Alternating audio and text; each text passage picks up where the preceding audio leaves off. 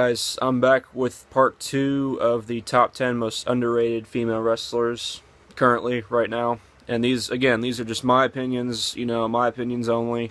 If you have different opinions, tell me in the comments below.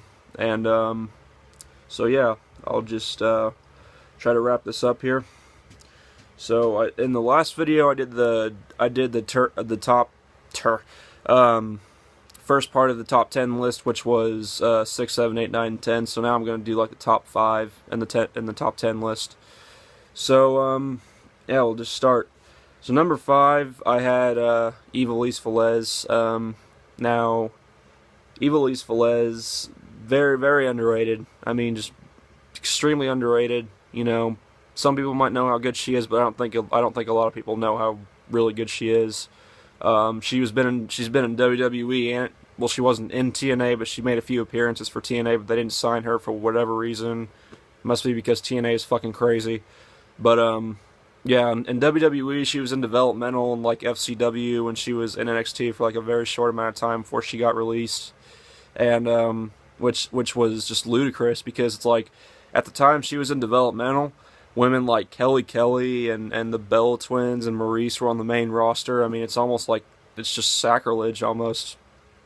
But yeah, and then she had a chance to get into TNA. She went on to TNA Gut Check. I mean, some of you probably remember this, and she faced Lady Tapa. And for whatever fucking reason, they chose Lady Tapa over Ivelisse Velez, despite the fact that Ivelisse Velez was more over. The crowd wanted her, the fans wanted her, and she was more polished in the ring. But they chose Lady Tapa, probably for her family heritage. But yeah, they didn't choose Ivelisse Velez, and to this day, I think they're absolutely crazy for doing that. Just very big mistake. But ever since then, I mean, she's been winning a lot of titles on the indies, and she's been doing pretty well for herself on the independent circuit. And now I think she works for Lucha Underground, which is pretty cool. But I mean, just very underrated. I mean, she could hang with women like Sarah Del Rey and Cheerleader Melissa, Madison Eagles, Mischief, Mercedes Martinez, Daisy Hayes. She could hang with great women's wrestlers like that. Any female wrestler that you can think of that is great. Ivelisse Velez, I guarantee she can hang with them. I mean, she is a main event talent.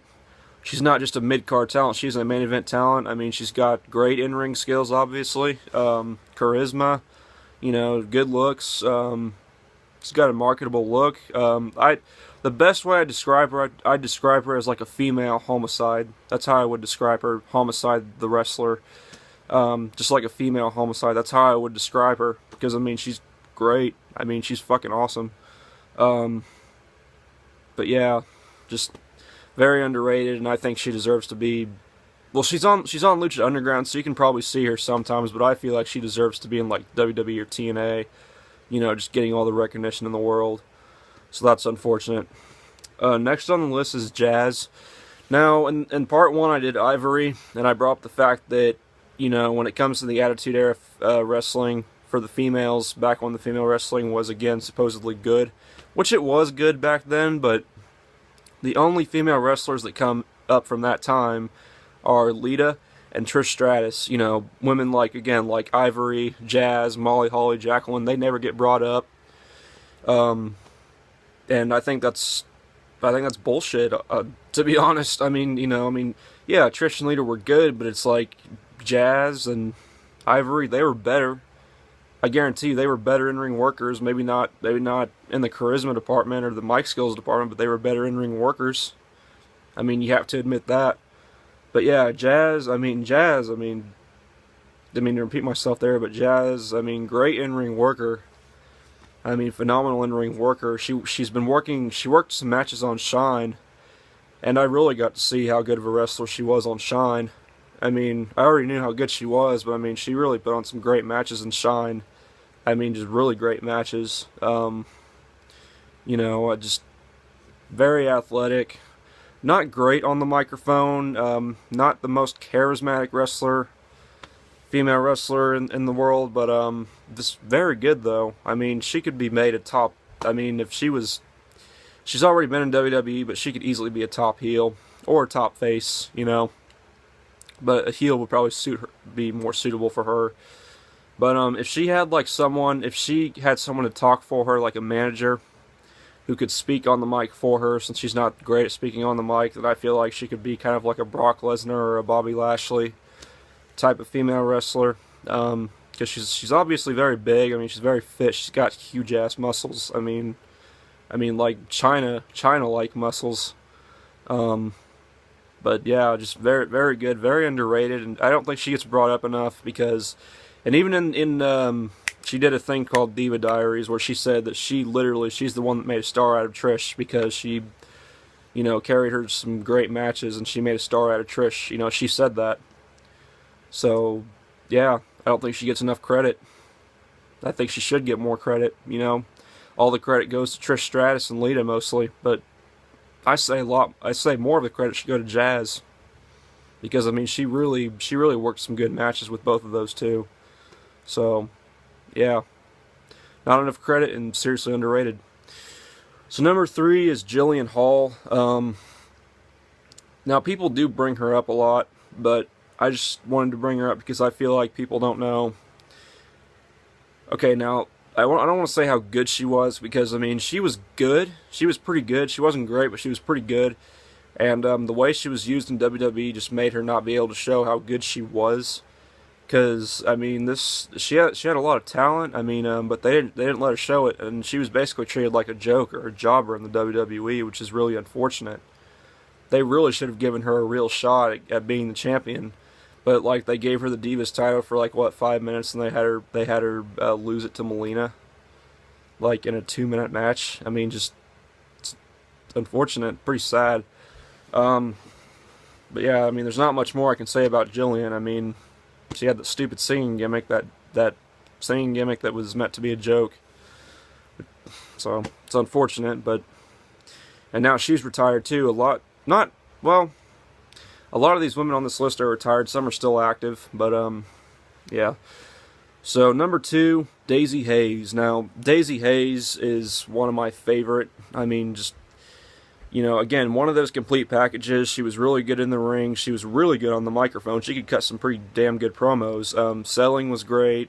I mean, as a face or a heel, she could be a pretty marketable and everything, and just very phenomenal wrestler. I mean, I would recommend, again, like I said in part 1, she had a match, 2 out of 3 falls match with Becky Lynch on Shimmer Volume 5. I would recommend that match, I mean, because that was one of the best female matches I've ever seen, like I said in part 1. Or there's also a match in Volume 23 of her versus Nicole Matthews, which is also very good. So I would recommend those matches. Daizee Haze, definitely one of my favorite Shimmer originals, and just, I don't feel like people bring her up enough because they bring up Cheerleader Melissa and Sarah Del Rey and women like that, but I don't hear Daizee Haze's name get brought up enough. And just, phenomenal talent, and she's retired as well. Like I said, a lot of these women on this list are retired, and Daizee Haze is unfortunately retired. She wrestled like a decade, then she retired, and she wasn't even that old, so that's really unfortunate. I wish she was still wrestling, but oh well. Alright, this video is heading into 9 minutes, so I'm going to try to wrap this first one up pretty fast. So first one is Madison Eagles. Number 1 on the list, just completely underrated. Very underrated.